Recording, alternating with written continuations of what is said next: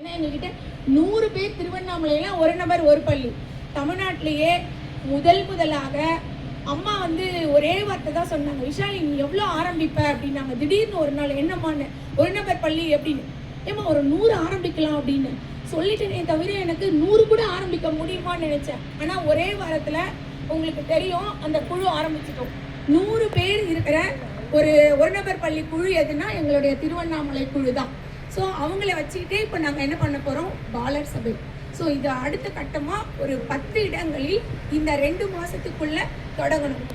அப்புறம் நீங்கள் பாராளுமன்றம் மாதிரி ஒன்று இருக்குதுன்னு சொல்லி பேசிகிட்டு இருந்தீங்க. ஒவ்வொரு வருஷமும் எங்கள் பள்ளிக்கூடத்தில் குழந்தைகளுக்கான ஒரு சட்டமன்றம் உருவாக்குவோம். அங்கே முதலமைச்சர், எல்லா துறை அமைச்சரும் இருப்பாங்க. பொறுப்புகளை பகிர்ந்து கொடுத்துருவோம். எல்லாமே குழந்தைகள் தான் செய்வாங்க. என்ன ஒரு மீட்டிங்னா இப்போ நான் பேசுகிற மாதிரி அந்த குழந்தை தான் அந்த ஸ்டேஜில் பேசும்.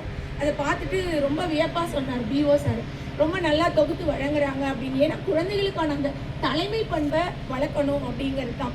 ஸோ ஒவ்வொரு ஸ்கூல்லையும் நாம் நினச்சா மாற்ற முடியும். இது தாண்டி நம்ம என்ன செய்கிறோம் அப்படின்னா, அரசமைப்பு சட்டத்தினுடைய முகப்புரை இருக்குது.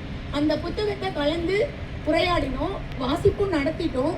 இப்போ ஒவ்வொரு ஆசிரியரும் அதை அந்த ஊர் பகுதிக்கு கொண்டு செல்ல வேண்டும். அதுக்கு என்ன பண்ண போகிறோம், அதுதான் நாங்கள் இப்போ அடுத்ததான் முன்னெடுத்திருக்கோம்.